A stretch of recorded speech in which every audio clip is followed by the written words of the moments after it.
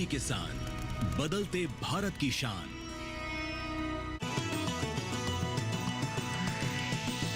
DD किसान, बदलते भारत की शान।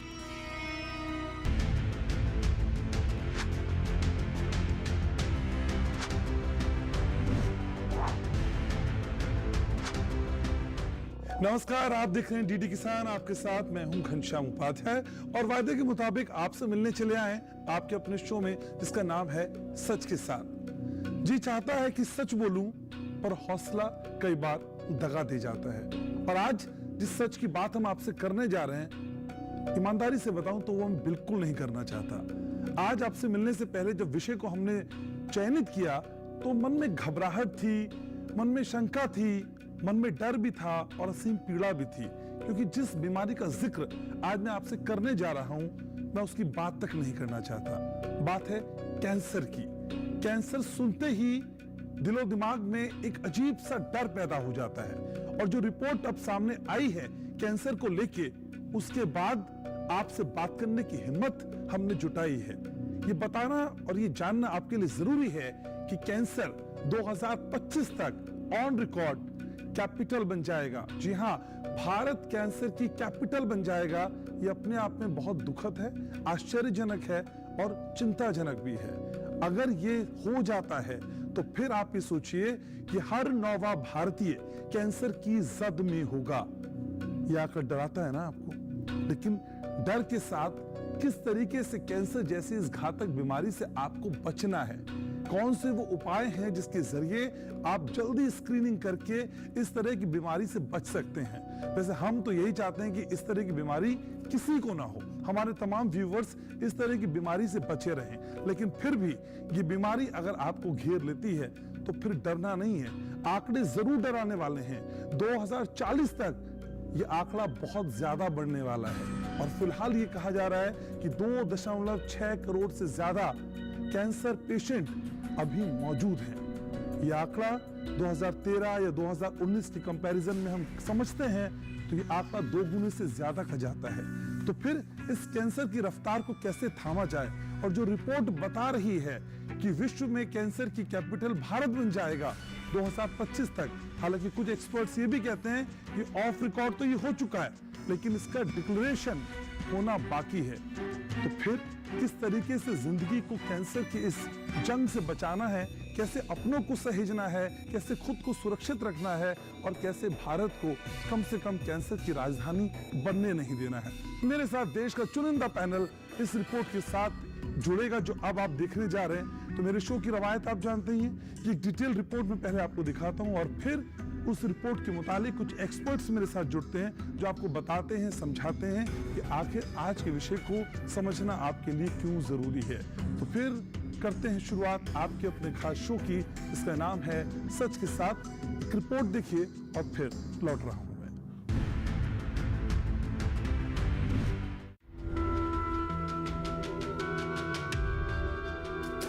भारत में कैंसर के बढ़ते मामले देश में चिंता के ग्राफ को लगातार बढ़ा रहे हैं। एक रिपोर्ट बताती है कि भारत अब दुनिया की कैंसर राजधानी बनने की ओर बढ़ रहा है। ये रिपोर्ट तब और चिंताजनक हो जाती है जब ये कहती है कि हर 9वां भारतीय कैंसर की जद में है। 2022 तक कैंसर के सालाना केस 14.6 लाख थे, जिनके 2025 तक 15.7 लाख होने की आशंका है। अनुमान ये भी लगाया जा रहा है कि आंकड़ा 2040 तक 20 लाख तक पहुंच सकता है। ये रिपोर्ट बताती है कि देश भर में कैंसर और अन्य संक्रामक रोगों के तेजी से बढ़ते मामले भारत को cancer capital of the world बना रहे हैं। भारत में कैंसर रोगियों की बात करें तो महिलाओं में सबसे अधिक स्तन कैंसर, सर्वाइकल कैंसर और ओवेरियन कैंसर के मामले देखे गए हैं। वहीं पुरुषों में लंग्स कैंसर, मुंह का कैंसर और प्रोस्टेट कैंसर ज्यादा देखा गया है। हेल्थ एक्सपर्ट्स का कहना है कि भारत में कैंसर का सबसे बड़ा और सबसे प्रमुख कारण प्रदूषण का हाई लेवल, खराब लाइफस्टाइल और खान पान है। इसके अलावा तंबाकू खाने से फेफड़े, मुंह और गले के कैंसर का खतरा काफी ज्यादा बढ़ जाता है। वहीं खराब डाइट और कम एक्टिविटी के कारण कैंसर का शिकार होने वालों का आंकड़ा 10% है। भारत के स्वास्थ्य पर हालिया अध्ययन की रिपोर्ट कहती है कि कैंसर को लेकर लोगों में जागरूकता की कमी है। बड़े पैमाने पर स्क्रीनिंग कार्यक्रमों की कमी की वजह से कैंसर का जल्दी पता नहीं चल पाता। खासकर ग्रामीण इलाकों में जहां अच्छी स्वास्थ्य सुविधाएं कम हैं, वहां ये समस्या और गंभीर हो जाती है। आंकड़े ये भी बताते हैं कि 80% केस में इलाज में देरी की वजह से मौत हो जाती है। 90% फेफड़ों के कैंसर का पता बाद के चरणों में चलता है, जबकि स्तन कैंसर का आंकड़ा देरी के मामले में 50% के आसपास है। वहीं सर्वाइकल और मुंह के कैंसर के 70% मामलों की पहचान एडवांस स्टेज में पहुंचने के बाद होती है। 2013 में 4.78 लाख की तुलना में 2023 में कैंसर से मौतें दोगुनी लगभग 9.16 लाख हो गईं। देश में 22 सालों में 1.5 करोड़ से ज्यादा कैंसर मरीजों की मौत हो चुकी है। कैंसर के मामले में चीन और अमेरिका के बाद भारत तीसरे स्थान पर है। फिलहाल भारत में 2.6 करोड़ से ज्यादा कैंसर के मरीज हैं। तो आज के सच के साथ कार्यक्रम में कैंसर को लेकर बढ़ती चिंताओं पर बात करेंगे। साथ ही कैंसर के लक्षण, उचित उपचार, मौजूदा स्वास्थ्य संसाधन और डॉक्टर्स की भूमिका पर भी मंथन होगा। तो इस रिपोर्ट को देखने के बाद आप समझ गए होंगे कि कैंसर कितनी बड़ी बीमारी हमारे देश के लिए बन चुकी है। ये रिपोर्ट आपको डराने के लिए बिल्कुल नहीं है, बल्कि अलर्ट करने के लिए है। और इस रिपोर्ट के बाद अब जरा नजदीक से समझते हैं कि भारत की स्थिति कैंसर के लिहाज से क्या है। और ये समझाने के लिए मेरे साथ बहुत खास मेहमान जुड़ रहे हैं। मैं तारुफ एक एक करके कराता हूं। मेरे साथ जुड़ रहे हैं अवधेश कुमार श्रीवास्तव जी, सीनियर जर्नलिस्ट हैं। अवधेश जी बताएंगे कि कैसे कैंसर लगातार बढ़ रहा है देश में और क्या उपाय होने चाहिए।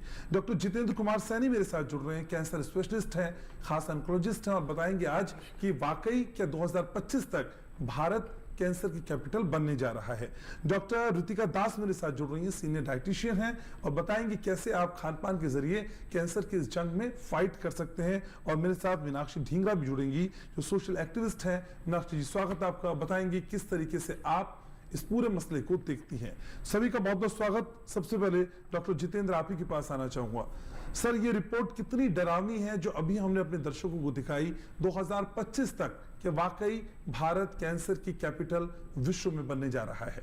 इस रिपोर्ट्स के हिसाब से 2025 में लगभग 13% बढ़ जाएंगे केस कैंसर के मामले 2020 की तुलना में। अभी 2022 में ICMR के रिपोर्ट के हिसाब से भी लगभग 15.6 कैंसर के केसेस हमारे देश में हैं, जिनके बढ़कर लगभग 16.5 लाख होने की संभावना है और 2040 तक लगभग 20 लाख केसेस एक साल के अंदर आने की संभावना है। तो इस तरह से देखा जाए तो जो दुनिया के अंदर जो केसेस के कैंसर के केसेस बढ़ने की स्पीड है, उसके मुकाबले हमारे देश में कैंसर के केसेस के मामले बहुत तेज़ी से बढ़ रहे हैं। और इस हिसाब से अगर देखा जाए तो इस रिपोर्ट के और WHO के जो एस्टिमेट्स हैं, लैंसेट पत्रिका के हिसाब से जो एस्टिमेट्स हैं, उसके हिसाब से भी भारत हो सकता है कि आने वाले कुछ सालों में कैंसर की दुनिया की कैंसर की कैपिटल बन जाए। डॉक्टर जितेंद्र, कुछ एक्सपर्ट्स ये भी कह रहे हैं कि देखिए ऑफ रिकॉर्ड तो हम ऑलरेडी कैपिटल बन चुके हैं, लेकिन सिर्फ ऑन रिकॉर्ड डिक्लेरेशन बाकी है कि मामला इतना गंभीर हो गया है। हाँ, देखिए काफ़ी कैंसर के मामले तो ये वो मामले हैं जो रजिस्टर्ड हैं। इसके अलावा काफ़ी मामले ऐसे हैं जो हॉस्पिटल तक पहुंच ही नहीं पाते मरीज और रजिस्टर हो ही नहीं पाते। काफ़ी पेशेंट्स ऐसे हैं वो कैंसर की जगह दूसरी बीमारियों का इलाज ले रहे होते हैं, उनको पता ही नहीं होता कि उनको कैंसर की बीमारी है, क्योंकि वे उचित संस्थान या हॉस्पिटल्स पे नहीं पहुंच पाते और उचित कैंसर का निदान और ट्रीटमेंट नहीं ले पाते हैं। तो हो सकता है कि हम ऑलरेडी कैंसर कैपिटल हों वर्ल्ड की, लेकिन रिकॉर्डेड ऑन रिकॉर्ड 2025 तक तो हम काफ़ी केसेस ऐसे होंगे जो हम कह सकते हैं कि हमारे देश में जो कैंसर के होने की जो स्पीड है वो दुनिया में जो जिस तरह से कैंसर के मामले बढ़ रहे हैं उसके मुकाबले कुछ ज़्यादा है। तो डॉक्टर जितेंद्र, पिछले आंकड़ों से हमने कुछ नहीं सीखा क्या? इन बढ़ते हुए सालों में कैंसर के मामले कैसे बढ़ते चले गए, जब हम ये बता रहे हैं कि सारी तकनीक में हम उन्नत हैं, हम वैज्ञानिक पद्धतियां अख्तियार कर रहे हैं, एक से बड़ी एक तकनीक हमारे पास है, तो फिर इन आंकड़ों को हम रोक क्यों नहीं पा रहे हैं सर? देखिए, कैंसर का सबसे प्रमुख जो बढ़ने का कारण है वो यह है कि एक तो हम कैंसर को अर्ली स्टेज में नहीं पकड़ पाते हैं। कैंसर लेट स्टेज में पकड़ में आता है और तब तक वो है लाइलाज हो चुका होता है। हमारा जो अधिकतर जो जितनी भी हमने विकास किया है कैंसर के क्षेत्र में, वो उसकी डायग्नोसिस और उसके ट्रीटमेंट में किया है, लेकिन उस स्टेज में ऑलरेडी कैंसर एडवांस स्टेज में होता है। तो ज़रूरत है कि हम एक तो कैंसर की अवेयरनेस मरीजों के जनरल पब्लिक में कैंसर के बारे में अवेयरनेस करना बहुत ज़रूरी है कि कैंसर होता कैसे है, जो उसके रिस्क फैक्टर्स हैं, जो उसके कारण हैं, उससे बचना होगा। और कैसे अगर हम उन कारणों से नहीं बच पा रहे हैं तो अर्ली स्टेज में या शुरुआती स्टेज में कैंसर को कैसे डायग्नोज किया जा सके या उसका निदान किया जा सके, यह बहुत ज़रूरी है। ठीक है सर, आऊँगा आपके पास। मीनाक्षी जी भी हमारे साथ हैं। तो मीनाक्षी जी, डॉक्टर साहब की बात अगर समझें तो ना हम जागरूक हैं और ना उसे होने के बाद हम डायग्नोज करने की स्थिति में हैं। इस समाज की कैसी दशा है, वो भी तब जब हम बड़ी बड़ी बातें करते हैं, विश्व में एक अलग जगह बनाने की बात करते हैं। कैंसर से तो हम हार गए, मुझे लगता है। आप बिल्कुल सही कह रहे हैं, क्योंकि कैंसर बिल्कुल फैलता जा रहा है, स्पेशली रूरल एरियाज़ में, गांव में और ऐसी जगहों में जहां हम सोच भी नहीं सकते हैं कि कैंसर पहुंचेगा, लेकिन उस जगहों पे कैंसर पहुंच चुका है। जैसे डॉक्टर साहब ने बोला, अवेयरनेस, लोगों को मालूम ही नहीं है कि ये इस डिजीज़ में होता क्या है, इनके सिम्टम्स क्या होते हैं। जैसे डॉक्टर साहब ने बोला कि वो इलाज किसी और चीज़ का हो रहे हैं, एक्चुअल कैंसर है ये। मैंने कई जगहों में, गाँव में देखा है, वो फोड़ा है 3-4 महीनों से, 6 महीनों से फोड़े का इलाज करते जा रहे हैं, बट वो फोड़ा क्यों नहीं खत्म हो रहा? वो इसलिए क्योंकि वो अंदर से कैंसर है, ट्यूमर है। और वो ना, वो डॉक्टर्स, क्योंकि जो गांव में डॉक्टर्स हैं वो समझ ही नहीं पाते कि ये कैंसर भी हो सकता है, वो उसी का ट्रीटमेंट करते रहते हैं। तो हमारे जो भारत देश में एक अवेयरनेस बहुत होना ज़रूरी है। और जैसे बोला कि स्क्रीनिंग टेस्ट होने बहुत ज़रूरी हैं। एक तो आपने जैसे शुरुआत में बोला कि कैंसर से हर कोई डरता है, जैसे कैंसर का नाम आएगा सब कह देंगे मुझे नहीं कराना। तो हम मानने को तैयार ही नहीं होते मैम कि कैंसर भी हो सकता है किसी को। करेक्ट, क्योंकि हम लोग ट्यून नहीं है कि कैंसर एक आ चुका है भारत में और हमें इसको सामने खड़े होकर लड़ना है। हम सोचते हैं हमें क्यों होगा, हम तो ऐसा कुछ करते ही नहीं है, कैंसर हमें क्यों आएगा। बट कैंसर जैसे पोल्यूशन एयर में आ गया है, इस तरह कैंसर हम सब उस हवा को ब्रीथ कर रहे हैं, तो कैंसर किसी को भी हो सकता है। अब ऐसा कुछ नहीं है कि कैंसर इसको नहीं होगा और इसको होगा, या जिसकी फैमिली में कैंसर है उसी को होगा, ऐसा कुछ नहीं है।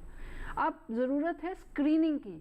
जैसे डॉक्टर साहब ने बोला, स्क्रीनिंग है ही नहीं, इधर कोई स्क्रीनिंग नहीं कराता। एजुकेटेड लोग, पढ़े लिखे जो शहर में हैं, वो भी स्क्रीनिंग नहीं कराते हैं, ना वो चाहते हैं कराना, क्योंकि सोचते हैं अगर निकल आएगा स्क्रीनिंग तो हम करेंगे क्या, इसके बाद हम आगे कैसे चलेंगे, या इतना खर्चा होने वाला है हमारे लिए, या हमारे परिवार के लिए एक बहुत बड़ी प्रॉब्लम आने वाली है अगर बाई चांस कैंसर निकल आता है। बट ऐसे तो कैंसर जाने वाला नहीं है ना। अगर आप स्क्रीनिंग कराएं ना कराएं, कैंसर तो अंदर चल ही रहा है। ये बेटर है कि आप, जैसे बोला कि शुरुआत में अगर पकड़ा जाता है कैंसर, तो हम वो ट्रीट भी हो सकता है, आप ठीक भी हो सकते हैं, हॉस्पिटलाइजेशन कम होगा, ट्रीटमेंट में पैसे कम खर्च होंगे, और हम हमारी, जैसे हम कह रहे हैं कि बढ़ता जा रहा है, वो हम रोक पाएंगे। लेकिन कई केसेस में मैंने देखा है, सुना है कि लोग कहते हैं कैंसर था, अगर इलाज ना कराते तो शायद और जीवित रह जाते, हमने इलाज करा लिया इसलिए वो पहले मृत्यु हो गई। यस, बिल्कुल ठीक कह रहे हैं। यहाँ तक कि बायोप्सी एक तरह का टेस्ट है जिससे पता चलता है कैंसर, जो नीडल डाल के वो निकालते हैं, उसमें भी वो घबराते हैं कि अगर किसी ने उसको छेड़ा तो वो पूरी बॉडी में फैल जाएगा। इवन सीटी स्कैन, वो उसमें भी घबराते हैं, जी सीटी स्कैन तो रेडिएशन है, हमारी बॉडी में चले जाएंगे। बट आप सोचिए, जो आपके अंदर एक डिजीज पल रही है, उसका इलाज कैसे होगा अगर ये टेस्ट नहीं होंगे। तो ये अवेयरनेस की बहुत ज़्यादा हमारे देश में कमी है, और स्पेशली ये कैंसर का नाम सुन के ही लोग डर जाते हैं। मैं कई जगह गाँव में भी जाती हूँ, वो पहले ही कहते हैं जी मैं हुक्का पीता हूँ, बीड़ी पीता हूँ, लेकिन मुझे कैंसर नहीं हो सकता। मतलब इतना ज़्यादा उनको कॉन्फिडेंस होता है, और एक्चुअली में पता नहीं वो सेकंड स्टेज पे है, थर्ड स्टेज पे है। हमने कई ऐसे केसेस पकड़े हैं। ठीक है, अवधेश जी भी हमारे साथ हैं। तो अवधेश जी, इस कैंसर को लेके पहले हम सुनते थे सुदूर किसी जिले में, सुदूर किसी गाँव में किसी को हो गया, लेकिन सर ये तो इतना फैलते जा रहा है कि पड़ोस में भी है, अपने घर में भी है, खुद को भी कई बार हो जाता है। सर, इस तरीके से जो रफ्तार कैंसर ने पकड़ी है, इसको रोक पाने में हम नाकाम क्यों हैं? देखिए, इसके जिम्मेदार मैं तो लगता है कि कई बार हम हैं, हमारी सरकारें हैं, हमारा समाज है, और वो सामूहिक रूप से जिम्मेदारी है हमारी। असल में कैंसर नाम ही ऐसा है कि बहुत बुरी स्थिति है, जैसा कि सब लोग कह रहे हैं। मैं खुद जिन दिनों बिहार में था तो उन दिनों वहाँ एक बहुत बड़ा हॉस्पिटल है, महावीर कैंसर हॉस्पिटल। तो मैंने उनके डॉक्टर से रिक्वेस्ट की कि भाई कहिए तो मैं लिख पढ़ के देने को तैयार हूँ। इसका नाम कैंसर बदल के तमाम बीमारियों के नाम एक टेक्निकल नाम कर दिए गए हैं, तो वो कर दीजिए, शायद थोड़ी राहत हो और जिसको जो उससे लड़ना चाहे वो एक ठीक से लड़ सके। और जितना आप अवेयरनेस का काम कर सकेंगे, हमारे समाज में बड़ा गर्व से हम लोग तंबाकू और बाकी चीज़ें का सेवन करते रहते हैं, तो जिससे तंबाकू से वो चीज़ें आगे बढ़ती हैं, मुंह के कैंसर इसी के कारण होता है। लेकिन उससे ज़्यादा इस समाज में हम जिस तरीके से खान पान कर रहे हैं, 3-3 दिन बासी खा रहे हैं, होटलों में खा रहे हैं, और तमाम जो आप बड़े बड़े बर्गर और पिज़्ज़ा ये सब खाते हैं, ये सब कैंसर के आने की आहट की पहले की चीज़ें हैं। क्यों नहीं हम ऐसा कर सकते, सरकारें इस बात के लिए बाध्य क्यों नहीं कर सकती कि इन होटलों के पास में वैधानिक चेतावनी लिखी जाए कि ये खाने से, जैसे सिगरेट पीने से आप लिखते हैं वैधानिक चेतावनी, ये पिज़्ज़ा और बर्गर खाने से कैंसर होने के खतरे होते हैं। सब जानते हैं, सब डॉक्टर मना करते हैं कि कम से कम खाना चाहिए, नहीं खाना चाहिए, लेकिन फिर भी हम इसी रास्ते पे हैं। ठीक है, हम हवा नहीं रोक सकते, हमारी मजबूरी है, हम कोई काम नहीं, लेकिन ये कुछ काम ऐसे हैं जिसको अगर हम करें तो शायद थोड़ा सा हम रोकथाम कर सकें। लेकिन अवधेश जी, मैंने तो कई ऐसे पेशेंट देखे हैं जो संयमित खाते हैं, योगा भी करते हैं, वॉक भी करते हैं, किसी तरह का कोई उनमें ऐप भी नहीं है, ना धूम्रपान ना शराब, उनको भी कैंसर हो जाता है सर। देखिए वो फिर हवा है। अब वो हवा में जब कोरोना आया था, हम सब लोगों ने देखा, कई लोगों ने दरवाजे खिड़की जरा सा भी हवा ना जाने पाए कि पूरी व्यवस्थाएं की, लेकिन जब भी जरा सा दिन हवा खिड़की खुली वो वायरस आ गया। ये तो हवा में जब वायरस आ जाते हैं तो वैसी स्थितियां होती हैं, लेकिन ये बचाव के जो रास्ते हैं, इससे आप इस तरीके से आप बच नहीं सकते कि नहीं मैं तो वॉक करता हूँ, मैं तो वॉक के आगे जो फला वॉक नहीं करते थे तो भी उनको हो गया, तो मैं क्यों ऐसा करूँ। तो आपका काम है आप जितना बचाव कर सकें वॉक के द्वारा, खान पान ठीक करके। आप अनुवांशिकी तौर पे नहीं तय कर सकते, आप अनुवांशिकी तौर पे नहीं तय कर सकते कि मेरे माँ बाप को है या नहीं है, वो आपको ग्रहण करना पड़ेगा। आप अपना पड़ोसी नहीं तय कर सकते, जो पड़ोसी है वही पड़ोसी रहेगा, लेकिन आप उससे, उसकी आदतों से लड़ने के लिए, अपने आप से लड़ने के लिए खुद आपको तैयार होना पड़ेगा। इतने मैच्योर हैं हम। बिल्कुल, मुझे लगता है कि हमको होना पड़ेगा, है नहीं, होना पड़ेगा।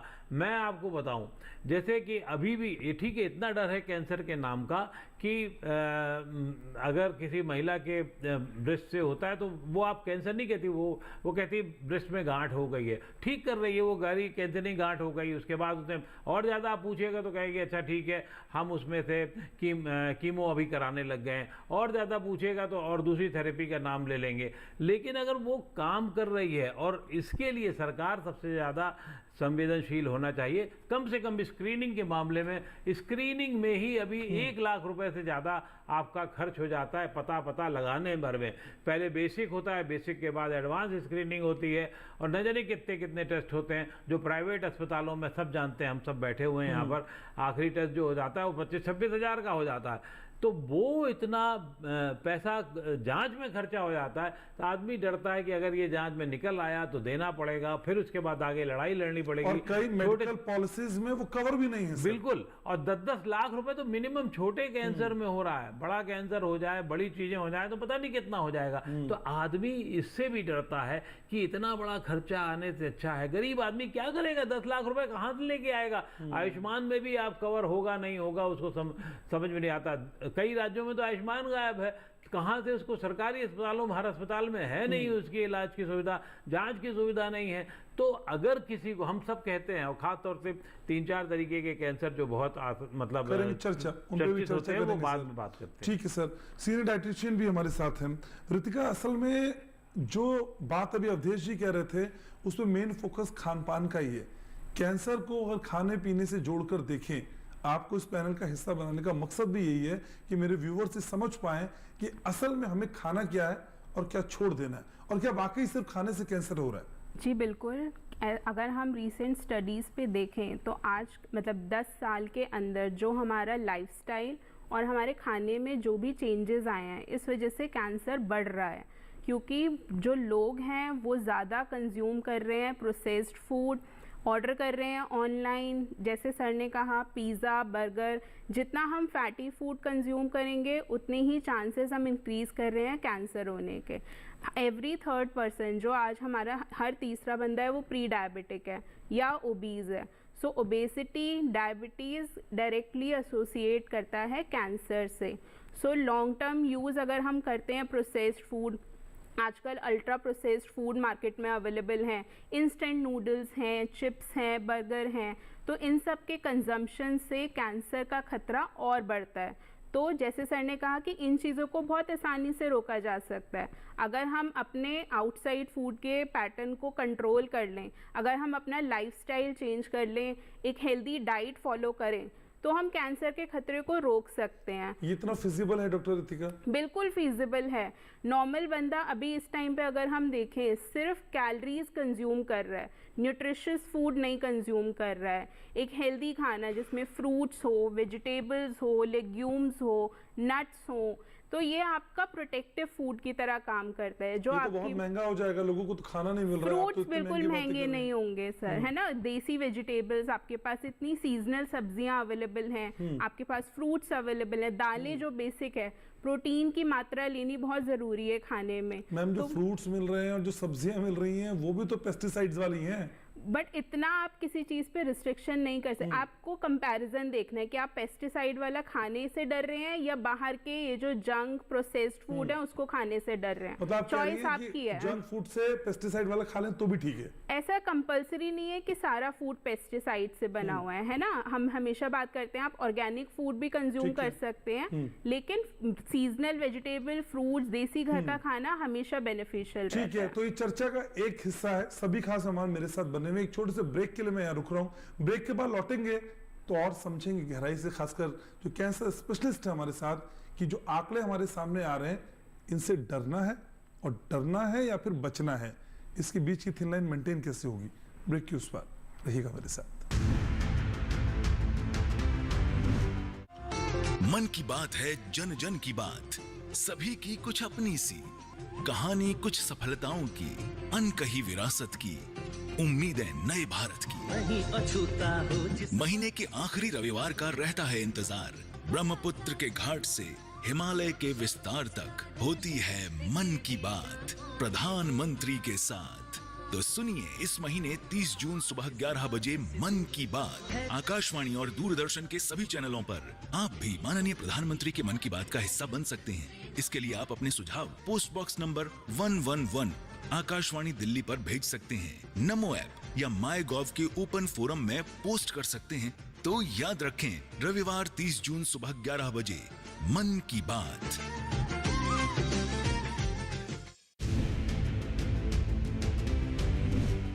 ब्रेक के बाद स्वागत है आपका। और आज सच के साथ में बात हो रही है कैंसर के उस सच की, इसको जानना और समझना हमारे लिए बहुत जरूरी है। सभी खास मेहमान लगातार हमारे साथ बने हुए हैं। Cancer specialist doctor JK. Saini मेरे साथ मौजूद हैं। डॉक्टर सैनी, हर नौवा भारतीय कैंसर की जद में आ सकता है या फिर जीवन में कभी ना कभी उससे दो चार उसे होना पड़ेगा। सब बहुत घबराहट होती है सुनने में। हाँ देखिए, अब जो रिस्क फैक्टर्स हैं वो तो रहेंगे। तो अब हमको ये देखना है कि जो ये प्रोजेक्टेड है कि भाई हर 9 में से एक व्यक्ति को उसके जीवन में कभी ना कभी कैंसर से सामना करना पड़ सकता है, तो इससे हमें घबराना नहीं है। सबसे पहले हमें जो कैंसर के कारण हैं उनका रिडक्शन करना है, यानी कि रिस्क रिडक्शन करना है। तो जैसे जो हमारी आदतें होती हैं, जैसे टोबैको या तंबाकू खाने की या स्मोकिंग करने की, बीड़ी सिगरेट पीना, तो अल्कोहल लेना, तो इन सब का हमें त्याग करना होगा सबसे पहले। और फिर जो लाइफ स्टाइल मॉडिफिकेशन, जैसे डॉक्टर रितिका ने भी बताया कि जो हमारा सीडेंट्री लाइफ स्टाइल है कि हम अधिकतर हमारा जो काम है वो बैठे रहने का काम होता है, तो कुछ ना कुछ 24 घंटे में 20 मिनट 30 मिनट हमें अपने को एक्सरसाइज ज़रूर करना है। अगर बैठे रहने का भी काम है तो उसमें हमें, जैसे WHO भी रिकमेंड करता है कि एक हफ्ते में लगभग 180 मिनट का एक्सरसाइज हमें करना है, चाहे वो किसी भी फॉर्म में हो। जॉगिंग करें, वॉकिंग करें, या जो भी आपको स्पोर्ट्स पसंद है वो खेल सकते हैं। फिर डाइट में जैसे डॉक्टर रितिका ने कहा कि फ्रेश फ्रूट्स एंड वेजिटेबल्स का सेवन करें। जो प्रोसेस्ड फूड्स हैं उनको कम लें, जो फास्ट फूड्स या प्रोसेस्ड फूड जिसमें मैदा या उस तरह की चीज़ें होती हैं उनको कम लें, फाइबर वाली चीज़ें ज़्यादा लें।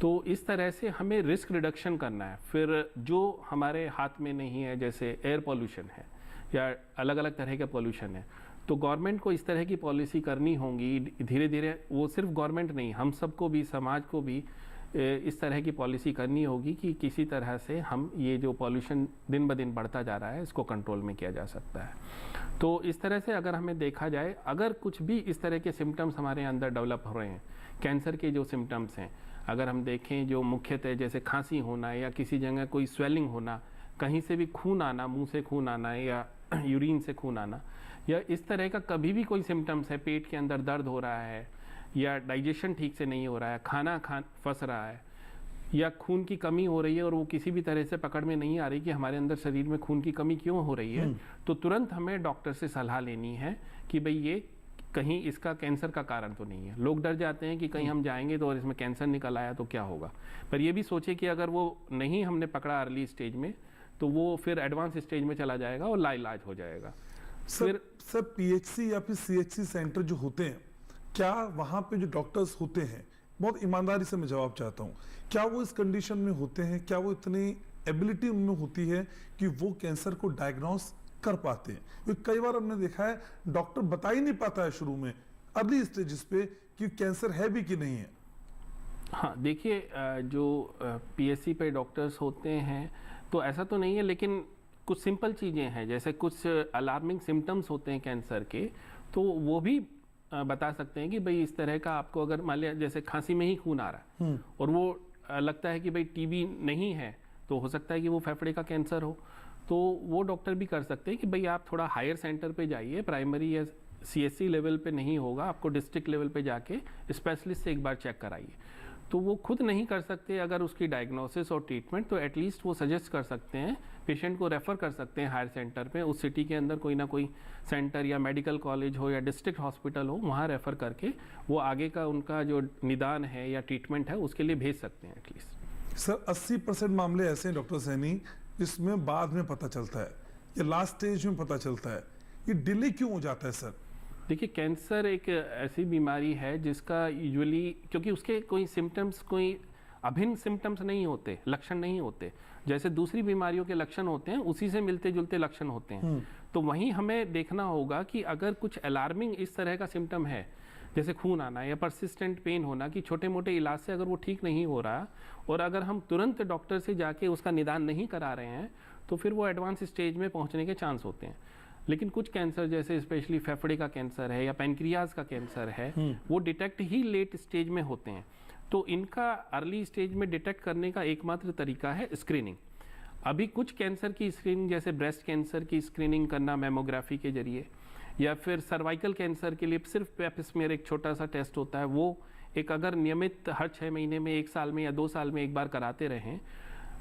लंग कैंसर की स्क्रीनिंग का भी एक प्रोग्राम है जिसमें एनुअल सीटी स्कैन जो हैवी स्मोकर हैं या 50 इयर्स प्लस के जो लोग हैं उनको करना है, पर लेकिन अभी इसको करने के लिए हमारे देश में उतने रिसोर्सेस नहीं है, उतने सीटी स्कैन सेंटर्स नहीं है, और सीटी स्कैन में अगर पकड़ में आ भी गया तो उसका निदान कैसे किया जाए, उतनी सुविधा उपलब्ध नहीं है। तो लेकिन ग्रेजुअली हमें, हमारी सरकार को और हमारे मेडिकल सिस्टम को, हमारे हेल्थ सिस्टम को ये करना पड़ेगा, नहीं तो सारे कैंसर एडवांस स्टेज में डिटेक्ट होते हैं और उस समय वो अधिकतर लाइलाज होते हैं। सर जितने भी एफर्ट्स आप कह रहे हैं वो नहीं हो रहे ना, इसका मतलब, क्योंकि जो आंकड़ा है सर 2022 तक में 14.6 नए मामले, 2025 में 15.7 लाख मामले, अब 2040 तक 20 लाख नए मामले ऐड ऑन हो जाएंगे। इसका मतलब जितने भी एफर्ट्स आप कह रहे हैं वो एफर्ट्स तो नहीं हो रहे हैं सर। हाँ, हम सीरियस नहीं है सर। जी, अभी देखा जाए तो हमारा हेल्थ सिस्टम अपना इतना स्ट्रांगली उस पे, जितना इन सब चीज़ों के लिए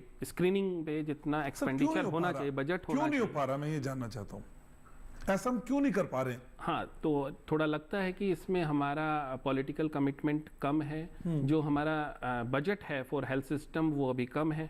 तो अगर हमें स्क्रीनिंग करना होगा तो डेफिनेटली इसके लिए हमें ज़्यादा सिटी स्कैन सेंटर्स और डायग्नोस्टिक सेंटर्स हमें चाहिए होंगे। फिर एक बार वो पकड़ में आ गया तो उसको फर्दर कैसे करना है, तो उसके लिए definitely political commitment, budget health system में बजट स्पेशली कैंसर के लिए हमें चाहिए होगा। लोगों को अवेयरनेस करने के लिए, चाहे वो सोशल मीडिया या न्यूज़ के थ्रू हमें अवेयर करना होगा लोगों को कि किसी भी तरह का इस तरह की जो सिम्टम्स हैं तुरंत जाके, उसके लिए हमारे पास नए नए इंस्टीट्यूट होने चाहिए। पेरिफेरल लेवल के ऊपर हमारे पास इस तरह के इंस्टीट्यूट या हॉस्पिटल्स होने चाहिए जहाँ इस तरह की फैसिलिटी अवेलेबल हो। अभी हम मेट्रो सिटीज़ में तो ये सब फैसिलिटी अवेलेबल है, लेकिन आप दिल्ली से ही आप 50 किलोमीटर दूर जाइए तो वहीं पे हम देखेंगे कि अभी इस तरह की फैसिलिटी नहीं है कि कैंसर को अर्ली स्टेज में डायग्नोज किया जा सके और उसका ट्रीटमेंट किया जा सके। इसलिए सब लोग हमेशा मेट्रो सिटी की तरफ भागते हैं और वहाँ फिर बहुत ज़्यादा पेशेंट्स जो हैं हर हॉस्पिटल के पास हो जाते हैं। मीनाक्षी जी भी हमारे साथ। तो मीनाक्षी जी, असल में डॉक्टर साहब कह रहे हैं कि अर्ली स्टेज में ही हमको डायग्नोज करना होगा, तब इस पे हम विजय हासिल कर सकते हैं। लेकिन मैम, ये माइंडसेट हमारा कितना जिम्मेदार है? क्योंकि कोई भी अर्ली स्टेज पे ये मानने को तैयार नहीं होता कि उसको कैंसर भी हो सकता है। देखिए, अर्ली स्टेज तो हम बाद में बात करेंगे। पहली बात तो ये है कि हमारा माइंडसेट क्या है। क्या हमारा माइंड, क्या हम डॉक्टर के पास बिना, जैसे हम स्क्रीनिंग कैंप्स में हम जाते हैं और हम गांव में भी जाते हैं और वो सबसे पहले कहते हैं मैं तो बिल्कुल ठीक हूँ, मुझे स्क्रीनिंग की क्या ज़रूरत है। स्क्रीनिंग का मतलब ही यही है कि आपको अभी कुछ नहीं है, लेकिन आपको चेक कर रहे हैं कि कोई संभावना या प्री सिम्टम्स या प्री कैंसेरियस कोई आपके सिम्टम्स तो नहीं आ रहे, तो वो उसको स्क्रीनिंग कहते हैं। जब आपको पता ही चल गया कि कैंसर है, फिर तो आपको पता ही चल गया, वो तो आपको फिर ट्रीटमेंट चाहिए, फिर स्क्रीनिंग नहीं चाहिए। तो स्क्रीनिंग का मतलब यहाँ पे ये समझते हैं सब लोग कि मैं बिल्कुल ठीक हूँ, मैं चलता फिरता हूँ, अच्छे से रह रहा हूँ, अच्छे से खा रहा हूँ, मेरे को कोई बीमारी नहीं है, मैं क्यों स्क्रीनिंग कराऊँ। तो हम उनको पकड़ के समझाते हैं कि स्क्रीनिंग कराना कितना ज़रूरी है। स्पेशली मैं कहूँगी जो तंबाकू और सिगरेट, बीड़ी, हुक्का अब हमारे हर गांव में शायद मेरे को ये भी पता चला था कि शादियों में हुक्का और बीड़ी सिगरेट एक ट्रे में सजा के देते हैं कि आइए जो हमारे गेस्ट आ रहे हैं वो हुक्का पीजिए, बीड़ी और सिगरेट पीजिए। तो ये तो हमारे यहाँ चल रहा है गांव में भी। तो ये जब तक हमें, अभी तक हम बीड़ी सिगरेट पी रहे थे तो लग रहा था कि चलो कुछ नहीं हो रहा, बट ये जब सिम्टम आने शुरू होते हैं, ये 8-10 साल 5-6 साल बाद सिम्टम आते हैं। अभी तो आपने पी लिया और आपका मे बी इम्यूनिटी सिस्टम अच्छा था तो आप ले पा रहे हो, आपकी बॉडी ले पा रही है, लेकिन ना जाने कब आपका बॉडी वीक हो जाए और कब वो आपके डीएनए सेल्स जो कैंसर सेल्स हैं वो बढ़ जाएं और आपके कैंसर और ट्यूमर बनते जाएं। तो वो तो बॉडी के अंदर हो रहा है, जब तक स्क्रीनिंग नहीं होगी वो आपको पता ही नहीं चलेगा अंदर क्या हो रहा है। तो इस माइंडसेट को बदलने का कैसे आपकी संस्था काम करती है? हमारी संस्था जो है, हमारी संस्था स्टार्ट करती है जैसे स्कूल्स, कॉलेजेस में, क्योंकि बच्चों का माइंड बड़ा अभी फ्रेश होता है। उनको जो सिखाया गया, जैसे उन्होंने बोला हेल्दी लाइफस्टाइल, कि आपको एक्सरसाइज करना है और खाना क्या अच्छा है क्या बुरा है, तो जब आप बच्चों को ये बात बोलते हो और जब बच्चे ये बड़े होंगे अगले 5-6 सालों में, तो उनको पता होगा कि किसी ने सिखाया था उनको कि ऐसे चलना है। तो हम स्कूल कॉलेजेस में जाते हैं, हम गांव में जाते हैं, बस्तीज में जाते हैं जहां पर ज़्यादा लोग पढ़े लिखे नहीं हैं और वो इस लायक नहीं है कि अपनी डॉक्टर के पास जाके चेकअप भी करा सकें। इवन बुखार के लिए भी वो सोचते हैं हम ये दवाई ले लें बस ठीक हो जाएगा। तो हम उस जगह पे जाके अवेयरनेस सेशन लेते हैं, जैसे लेडीज़ का है, ब्रेस्ट है, सर्वाइकल है। अब मैं सर्वाइकल की बात करूं तो हर लेडीज़ को कुछ ना कुछ प्रॉब्लम होती है, क्योंकि एक तरह का वायरस होता है HPV वायरस, जो लेडीज़ में आ जाता है अनहाइजीन कंडीशन और सेक्सुअल इंटरकोर्स से आ जाता है। लेकिन लेडीज़ इतना शर्माती हैं उससे बात करने के लिए भी कि कैसे होगा, हम कैसे दिखाएंगे अपने आप को। पैप्समेयर टेस्ट एक होता है जिससे पता चलता है कि वो वायरस है कि नहीं, वो उसमें भी शर्माती हैं कि नहीं हम ये टेस्ट नहीं कराएंगे। तब हम उनको साइड में ले जाके समझाते हैं कि ये टेस्ट किस लिए ज़रूरी है, क्योंकि अगर HPV वायरस अगर आपके अंदर आ गया तो मे बी 3-4 साल 5 सालों में वो कैंसर का रूप ले लेता है। तो हमें उस वक्त ये हम रोकथाम करते हैं इन लोगों को समझाने के लिए, इनकी स्क्रीनिंग करने के लिए। फिर हम अवेयरनेस सेशन करते हैं, चाहे 1-to-1 करें, चाहे उनके घर वालों को बुला के करें, चाहे हम उस गांव में जाके मुखिया को बुला के करें कि हम ये सब क्यों कर रहे हैं। तो हमारी संस्था डीप रूटेड नीचे जहाँ पे जाके सब लोगों को समझा के और उनको स्क्रीनिंग भी कराती है। प्लस हमारी संस्था अगर कोई प्री कैंसरस हमें दिखते हैं सिम्टम्स, तो हमारी संस्था हेल्प करती है कि आप हमारे कॉन्टैक्ट्स हैं और हमारे उस हॉस्पिटल में जाते हैं जहाँ डायग्नोस्टिक हो सके, एक्चुअल में पता चल सके कि वो कैंसर है या नहीं है।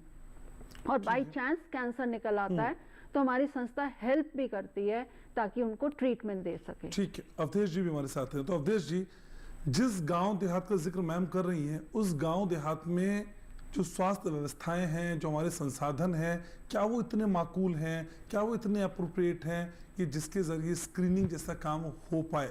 CHC PHC इतने संपन्न दिखाई देते हैं क्या, चाहे डॉक्टर के मामले में चाहे इंफ्रास्ट्रक्चर के मामले में, कि वो कैंसर जैसी बीमारी में एक बड़ी तैयारी के तौर पे हम देख पाए? आपके सवाल में ही ना छुपा हुआ है। क्यों? क्योंकि वो नहीं संभव हो पा रहा है। कैंसर बीमारी को वैसे सामान्य तौर पर अगर आप देखेंगे तो लोगों को पता लग सकता है कुछ मोटे तौर पर। मुंह का कैंसर है तो कहीं ना कहीं दाग आ जाएगा, काला दाग आएगा उसी तरीके से ब्रेस्ट के कैंसर में गांठ बनने की शुरुआत जब होती है तो पता लग जाता है। इसके अलावा सर्वाइकल में भी एक समस्याओं का पता लग सकता है। और कैंसर में गांठें जब आपके बदन के किसी हिस्से पे होती है, अगर आ रही हैं, तो एक थोड़ा अंदाजा हो सकता है कि आपके ये एक संकेत है। संकेत है तो उसके बाद फिर वो बेसिक प्राइमरी सेंटर कुछ नहीं कर सकता, वो आगे की ओर ले जाए, डिस्ट्रिक्ट हॉस्पिटल में ले जाए। लेकिन दुर्भाग्य, बेसिक तो छोड़ दिए, डिस्ट्रिक्ट हॉस्पिटल इस लायक नहीं है कि वो वहाँ पर चीज़ों को ठीक से समझ सकें, आगे कर सकें। दोष कई तरीके का है और ये दोष एडमिनिस्ट्रेशन का है, सरकार का है, सामाजिक संस्थाओं का है, हम सब का है, पूरे समाज का, जो चीज़ को पकड़ना नहीं चाहते और सही दिशा में ले नहीं जाते। अगर कोई संस्था किसी को बताती है तो ये वो दूसरा आदमी सोचता है ये जो है प्राइवेट मेडिकल कॉलेज का पता बता देंगे, वहाँ पैसा हमारा फंस जाएगा, वहाँ हमारा वो अविश्वास भी है कि कहीं ऐसा ना हो कि हम इस जाल में फंस जाए बैठ करके।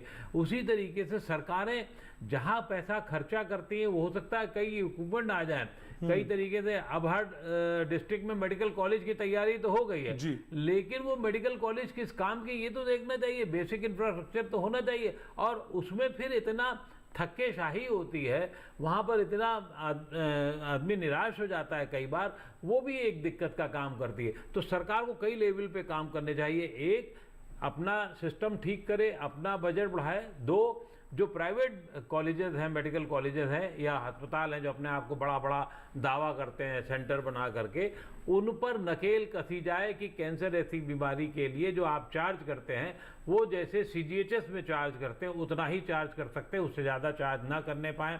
उनके ऊपर बंधन हो हर हाल में कि आपको, आम आदमी को ये सपोर्ट करना ही पड़ेगा, आप उसकी प्राथमिक जांचें उसकी ठीक से करें। और तीसरा ये कि जो हॉस्पिटल्स हैं वहाँ पर थोड़ा रफ्तार बढ़ाई जाए, वहाँ पढ़े लिखे लोग, वहाँ एक जो वेल क्वालिफाइड लोग हैं, डॉक्टर्स हैं, उनकी 2-2 शिफ्ट रखी जाए ताकि इसमें आराम से लोगों को काम किया जा सके। अगर कोई प्राइवेट हॉस्पिटल 2-2 शिफ्टों में कीमो दे सकता है तो सरकारी अस्पताल में क्यों नहीं हो सकता था? क्यों? क्योंकि वो पैसा कमाना जानते हैं, इसलिए होता है।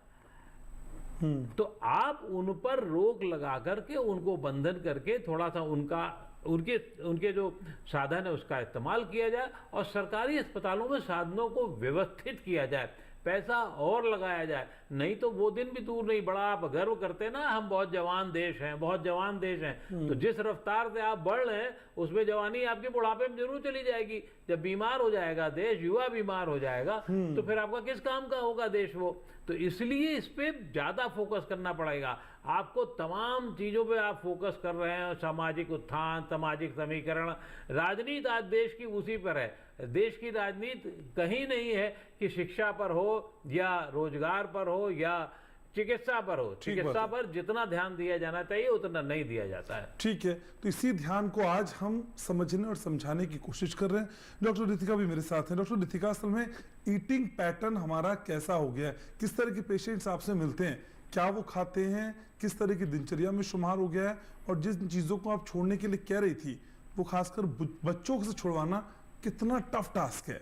तो आपने बिल्कुल सही कहा किस तरीके के पेशेंट हमारे पास आते हैं। हमारे पास बहुत पेशेंट्स आते हैं, स्पेशली बच्चे आते हैं जो ओबेसिटी के शिकार हो रहे हैं, जो अपना ईटिंग पैटर्न सिर्फ पराठा और जंक फूड पे ही निर्धारित करा हुआ है, और पेरेंट्स परेशान है कि बच्चा और कुछ नहीं खाता है, पर बच्चा शुरू से खुद नहीं सीख रहा है, वो पेरेंट्स की वजह से सीख रहा है। इसलिए हम बच्चे के साथ साथ पेरेंट्स को भी काउंसलिंग देते हैं कि आपको बच्चे को समझाना है कि कौन सी चीज़ें उसके लिए सही हैं और कौन सी चीज़ें उसके लिए गलत हैं, क्योंकि कुकिंग नहीं कर रहे हैं लोग, टाइम की इतनी कमी है, सेडेंट्री लाइफस्टाइल है, जॉब भी है, तो कुकिंग नहीं करते हैं, इसीलिए वो पैकेट फूड पर डिपेंड हो गए हैं, इसीलिए वो प्रोसेस्ड फूड ज़्यादा कंज्यूम कर रहे हैं, इसीलिए कैंसर का खतरा बढ़ रहा है। तो हम बच्चों को भी काउंसलिंग देते हैं, पेरेंट्स को भी काउंसलिंग देते हैं कि आपको अपना डाइटरी पैटर्न, अगर आप शुरू से ही अपना डाइटरी पैटर्न सेट कर लेंगे, अगर आप हेल्दी लाइफस्टाइल मेंटेन कर लेंगे, तो आगे जाके आपको प्रॉब्लम नहीं होगी, ना ओबेसिटी की, ना कैंसर की, ना डायबिटीज की। लेकिन डॉक्टर रितिका, जब हम और आप बड़े हो रहे थे तब मुझे याद नहीं है कि हमारे पेरेंट्स ने कोई इस तरह का डाइटरी पैटर्न फॉलो किया था या बताया था कि बेटा सुबह ये खाना है, शाम में ये खाना है। मैं अपना पर्सनल अनुभव बता रहा हूँ, मुझे तो इस तरह की कोई ट्रीटमेंट नहीं मिला मैम।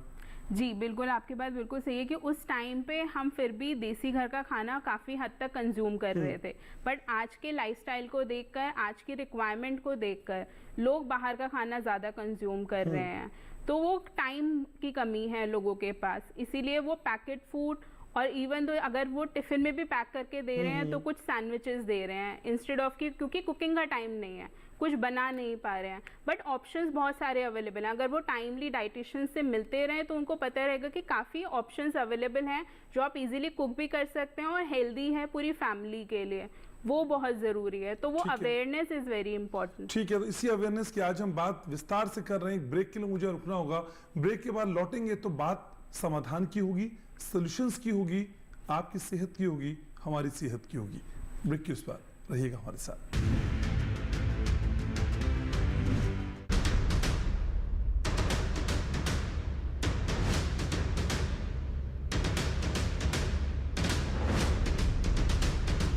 किसान प्रश्न मंच का कारवा पहुंचा है उत्तर प्रदेश के बिजनौर। आज किसानों से चर्चा करेंगे इस मंच पर गन्ने की खेती से जुड़े हुए कई सवालों के साथ। अगर रेड रोट है तो उसको तो बीज में ही निकाल दिया जाए उस गन्ने को, तो वो जो है हमारी आधी बीमारी खत्म हो जाएगी। 0238 की जगह सबसे अच्छा विकल्प 0118 प्रजाति का है। किसान का त्यागदार है, त्यागी।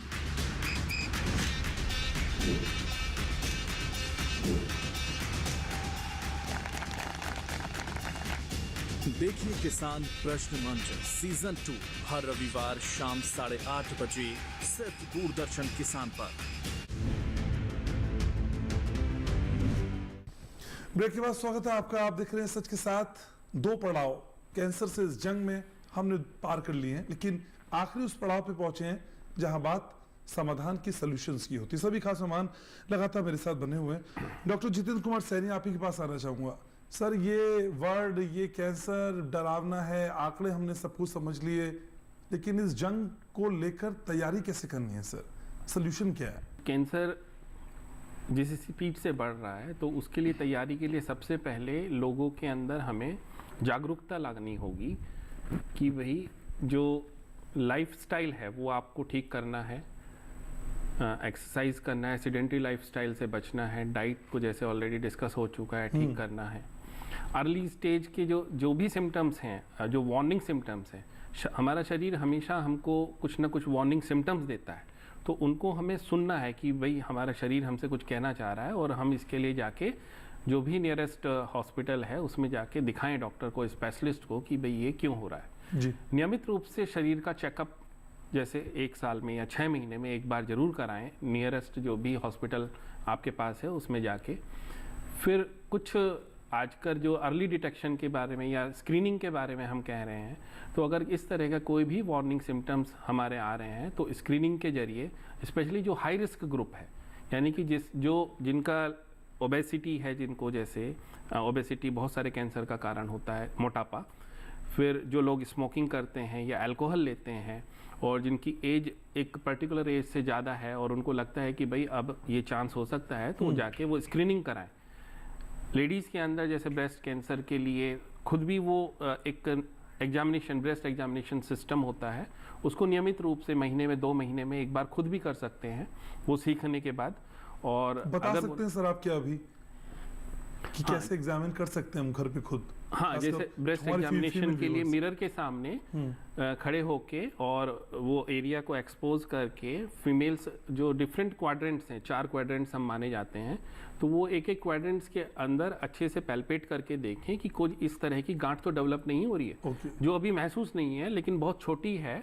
लेकिन अगर वो सिस्टमेटिक रूप से एग्जामिन करेंगे एक एक ब्रेस्ट को, अपने दोनों ब्रेस्ट को, तो हो सकता है कि अर्ली स्टेज में पता लग जाए कि भाई ये कोई ना कोई नोड्यूल डेवलप हो रहा है, और इसका तुरंत जाके नियरेस्ट सेंटर पे उसके लिए जो भी टेस्ट है, चाहे वो मेमोग्राफी के जरिए है या सीटी स्कैन के जरिए, उसका पता कराएं।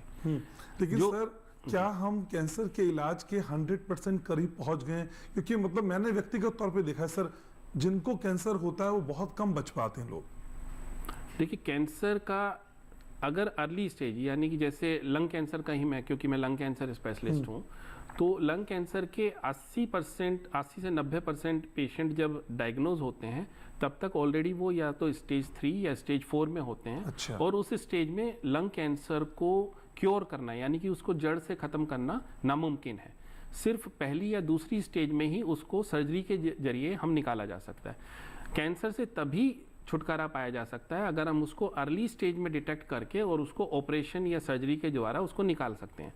उसके बाद अगर ऑपरेशन नहीं हो सकता, ऑलरेडी तीसरी या चौथी स्टेज में आ गया है, तो उस समय या तो आप कीमोथेरेपी, रेडियोथेरेपी या टारगेटेड जो नई थेरेपी आ रही हैं या इम्यूनोथेरेपी के जरिए हम उसको ट्रीट कर सकते हैं, वो भी कुछ समय के लिए, क्योंकि उनका एक प्रोग्रेशन फ्री सर्वाइवल जिसको बोलते हैं, कुछ ही या ओवरऑल सर्वाइवल है, उसका एक टाइम लिमिट है। उसके बाद वो कैंसर या तो फिर से दोबारा आ जाता है। अच्छा। और उस स्टेज में फिर लिमिटेड ऑप्शंस हमारे पास रह जाते हैं। तो कैंसर को अगर हमें ट्रीट करना है तो अर्ली स्टेज में पकड़ना बहुत ही जरूरी है। सर, जैसे लंग्स कैंसर के बारे में आप बता रहे हैं कि 4th स्टेज पे पहुंच जाता है तो फिर नामुमकिन है, लेकिन कौन कौन से ऐसे कैंसर हैं जो लास्ट स्टेज में पहुंचने के बावजूद जिनका ट्रीटमेंट हो सकता है, क्यूरेबल हैं, बच सकते हैं?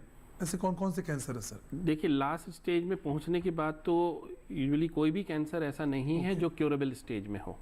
यह है कि उनका 5 ईयर सर्वाइवल थोड़ा बेटर होगा, यानी कि 5 साल तक जो उस स्टेज के कैंसर हैं वो। कौन से सर? तो जैसे कौन अगर से हम देखा जाए तो जैसे ब्रेस्ट कैंसर है, दूसरे कैंसर की तुलना में ब्रेस्ट कैंसर का फिर भी ट्रीटमेंट जो है वो बेटर है। सर्वाइकल कैंसर है, अगर अर्ली स्टेज में पकड़ में आ रहा है और उसको ऑपरेशन के जरिए निकाल दिया जाए तब भी बेटर है। फिर कुछ जैसे मल्टीपल माइलोमा या मिलेनोमा, कुछ कैंसर्स ऐसे हैं जिनके लिए बहुत अच्छे ट्रीटमेंट अवेलेबल हैं, और उनको अगर अर्ली स्टेज या इसी स्टेज में, एडवांस स्टेज में भी पकड़े तो अच्छे ट्रीटमेंट ऑप्शंस हैं। लेकिन कुछ कैंसर आज भी ऐसे हैं, जैसे ब्रेन कैंसर हुआ, लंग कैंसर हुआ, पेनक्रियाटिक कैंसर हुआ, जिनका अगर एडवांस स्टेज है तो फिर बहुत डिफिकल्ट होता है उसको क्योर करना। ठीक है, मीनाक्षी जी हमारे साथ है। तो मीनाक्षी जी, चर्चा के आखिरी पड़ाव में हैं, लेकिन समझना अभी यही है कि हम जागरूक नहीं हैं, स्क्रीनिंग नहीं हो पा रही, और इसके बावजूद हम सचेत हो भी जाएं तो हमारे पास इंफ्रास्ट्रक्चर ऐसा नहीं है हर लेवल पे जिससे हम बच सकें। देखिए, इंफ्रास्ट्रक्चर आप सही कह रहे हैं। अगर आप आंकड़े ले तो हर 2000 लोगों के बीच में एक ऑन्कोलॉजिस्ट है जो कैंसर ट्रीट करता है, एक डॉक्टर ऑन्कोलॉजिस्ट होते हैं। तो वो आप सोच सकते हैं कि 2000 के बीच में एक ऑन्कोलॉजिस्ट है। तो आप ये सोचिए, जब आंकड़े ऐसे शो कर रहे हैं तो हमारे पास ऐसी व्यवस्था है ही नहीं कि, जैसे गांव में तो व्यवस्था ही नहीं है कि वो कहाँ जाएंगे आप, तभी तो वो सब लोग दिल्ली या ऐसे मेट्रोपॉलिटन सिटीज़ में आते हैं जहां उनको इसका इलाज मिल पाए, क्योंकि ये इलाज स्पेशल, अगर आप देखें तो देश में कितने कैंसर हॉस्पिटल्स हैं, कैंसर हॉस्पिटल्स ही नहीं है। तो कैंसर अगर किसी को है तो वो कैंसर हॉस्पिटल में ही जाए और उसी में इलाज आपको ठीक मिलेगा। जो छोटे गांव में उसमें है, वहाँ पे इलाज है ही नहीं इनका। तो ये तो व्यवस्था है हमारे देश की। और दूसरा है कि हमारे जैसे तंबाकू और ये सब कोई मना ही नहीं है, कोई पॉलिसी ही नहीं है तंबाकू पे। अब आप वो 5 या 10 रुपए की पुड़िया मिलती है, और मैंने शायद ही कोई ऐसा लेबरर या कोई काम करने वाला बंदा जो ऐसे करता है, वो मेरे ख्याल दिन में 10-10 पुड़िया खाता है और उसका मुंह हर वक्त भरा होता है। तो ये पॉलिसी क्यों नहीं है कि ये चीज़ें बंद होएं? और आफ्टर ऑल 5 साल बाद, 10 साल बाद उसको कैंसर होने ही वाला है, क्योंकि हमारे पास ऐसी कोई पॉलिसी नहीं है कि हम इनको रोक पाएं, क्योंकि एक लॉबी है तंबाकू वालों की जो ये रोकने नहीं देती है। और ये इतनी इजीली अवेलेबल है, चाहे आपको दवाई मिले ना मिले, बट ये तंबाकू की पुड़िया हर जगह मिलती है। तो ये जो चीजें हैं ना बेसिक रूट से, और ये एक या दो या थोड़ी संस्थाओं का काम नहीं है, ये सबको मिलके करना है, चाहे वो हेल्थ केयर हो, प्रोफेशनल्स हो, हर कोई मिलके करे इसको। ठीक है, तो जॉइंटली एफर्ट्स करने होंगे तभी कैंसर से हम जीत पाएंगे। अवधेश जी आपके पास आऊंगा, लेकिन उससे पहले एक सवाल इंपॉर्टेंट है। Doctor JK. सैनी, मैं आपके पास आना चाह रहा हूँ। डॉक्टर सैनी, जेनेटिक कैंसर किस स्टेज पे लोगों तक पहुंचता है, और क्या ये बहुत जरूरी है कि घर में किसी के पिता माता को अगर कैंसर हुआ है तो उसकी जनरेशन को आगे आने वाली होगा ही होगा, या फिर उसकी कोई स्टेज भी है कि इतनी एज तक होगा या नहीं होगा? सर, जेनेटिक को लेके बहुत डर पैदा किया जाता है। देखिए, ये तो होता है कि अगर फैमिली में फर्स्ट लेवल जनरेशन जैसे बच्चे हैं और उनके माता पिता में किसी को कैंसर है, तो बच्चों में कैंसर होने का रिस्क थोड़ा बढ़ जाता है एज कम्पेयर टू ऐसी फैमिली जिसमें किसी को कैंसर ना हो। तो थोड़ा जेनेटिक फैक्टर इन्वॉल्व है, लेकिन मोस्टली एनवायरमेंटल फैक्टर्स और जो अपना लाइफस्टाइल फैक्टर्स, चाहे वो स्मोकिंग करना, अल्कोहल लेना और इस तरह के फूड खाना, एक्सरसाइज ना करना, वो ज़्यादा फैक्टर्स इन्वॉल्व हैं। पर ये चांस तो होते हैं कि जिस फैमिली में किसी को ऑलरेडी कैंसर हो सकता है तो नेक्स्ट फैमिली में होने के, नेक्स्ट जनरेशन में होने के चांस थोड़े ज़्यादा रहते हैं। उनको थोड़ा सावधान होने के चांस होना चाहिए, ज़्यादा सावधानी लेनी। ठीक है, अवधेश जी भी हमारे साथ हैं। अवधेश जी, उससे पहले मीनाक्षी जी बता रही थी, देखिए खर्चा बहुत बड़ा है, तो जो हम टालते हैं, जो टालने वाली प्रवृत्ति है, उसके पीछे की बड़ी वजह ये खर्चा ही है क्या? और जैसे कि हम जिक्र भी कर रहे थे कि हम मेडिकल पॉलिसीज कई बार लेते हैं, लेकिन उसमें देखते हैं कि कैंसर में होने वाली जांचों का खर्चा उसमें इंक्लूड नहीं होता, स्क्रीनिंग जैसी कोई व्यवस्था उसमें एप्लीकेबल ही नहीं होती। यह अवेयरनेस कितनी जरूरी है सर? प्रीमियम भी भर रहे हैं हजारों रुपए का, और मौके पे वो पॉलिसीज काम भी नहीं आ रही हैं। बिल्कुल ठीक कह रहे हैं आप, लेकिन उससे बड़ी जिम्मेदारी सामाजिक है। उससे बड़ी जिम्मेदारी या उससे बड़ा डर जो होता है वो ये होता है कि अरे अगर आपको कैंसर हो गया तो लोग क्या कहेंगे।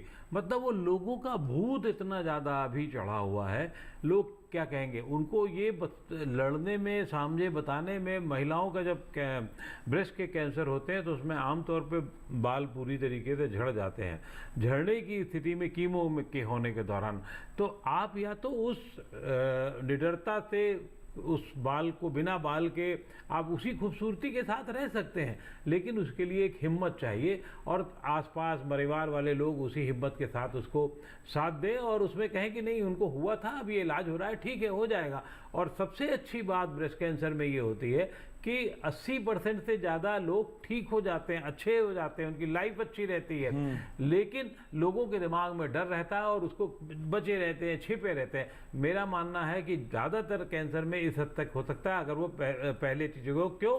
क्योंकि प्रोटोकॉल लगभग एक तरीके का दुनिया में। दूसरा, 18,000 डॉक्टरों को दिखाने की जरूरत नहीं है। एक बार जब पता लग जाए तो ठीक है, एक डॉक्टर दूसरे डॉक्टर को दे लीजिए, सेकंड ओपिनियन ले लीजिए और फिर उसके बाद एक जगह लग के उसका इलाज कराइए, क्योंकि उससे कोई आपको लाभ नहीं होता है।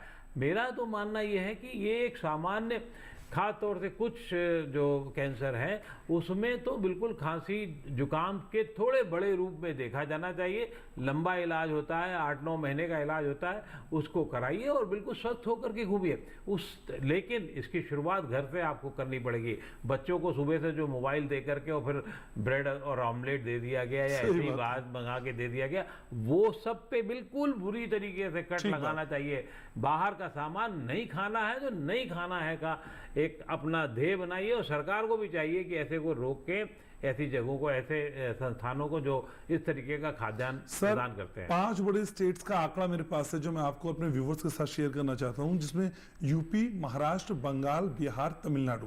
और पिछले 9 सालों में इन 5 स्टेट की बात करें, मौतें बढ़ी 84% और मामले बढ़े 49%। सर, इतने बड़े बड़े स्टेट्स, इतनी बड़ी बड़ी रणनीति, इतने बड़े बड़े हुक्मरान, नतीजा सिफर है सर। अवधेश जी, बिल्कुल सिफर इसलिए है कि आप एक ऐसे जो पाउडर क्रीम वाली व्यवस्थाएं ज़्यादा रखते हैं, बेसिक व्यवस्थाएं कम रखते हैं। आप बड़े बड़े नाम के लिए कि हम सामाजिक उत्थान कर रहे हैं, हम ये कर रहे हैं, वो कर रहे हैं, लेकिन मूल जो चीज़ें हैं जो समाज से जुड़ी हुई है, चिकित्सा, बार बार कह रहा हूँ, चिकित्सा, शिक्षा, इन पर आप ध्यान नहीं दे रहे हैं। अगर आप इस पे, शिक्षा पे नहीं ध्यान होगा तो लोगों का खान पान खराब होगा, चिकित्सा पे ध्यान नहीं होगा तो आगे बढ़ने, मतलब वहाँ, और उसमें भ्रष्टाचार एक और भी है। चिकित्सा में भी भ्रष्टाचार, चाहे प्राइवेट लेवल पे लेकर के देखिए, बहुत भयंकर बुरी तरीके से लूट है पूरी, उसको कैसे रोका जाए और सरकारी में उसको कैसे और व्यवस्थित किया जाए, ये जरूर करना है। प्रोग्राम को वाइंड अप की तरफ बढ़ रहे हैं हम, लेकिन डॉक्टर रितिका, आखिरी कमेंट आप ही का।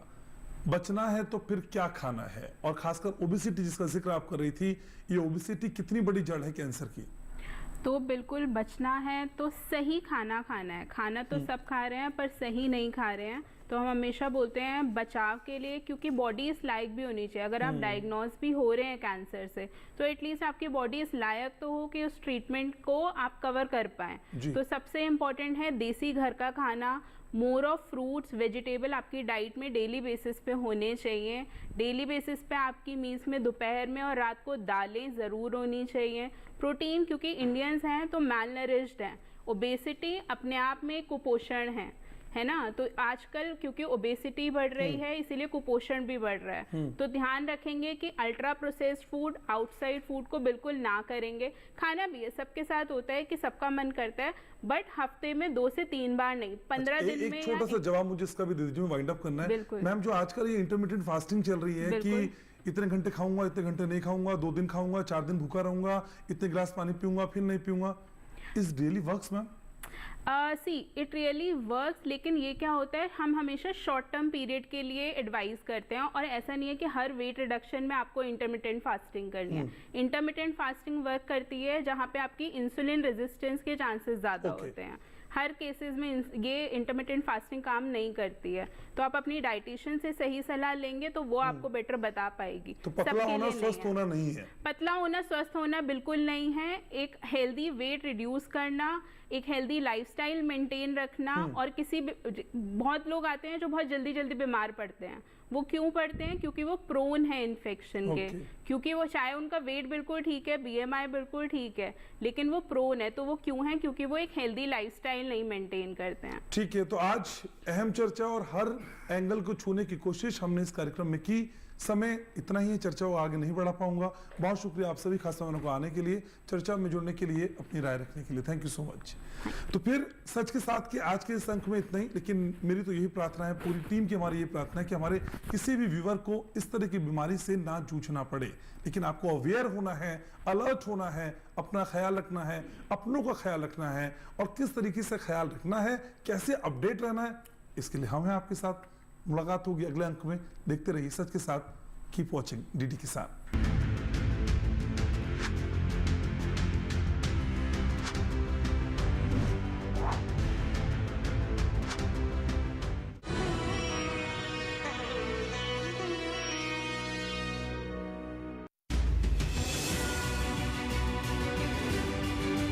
एक ऐसा मुकाम जहां जुड़ते हैं कृषि के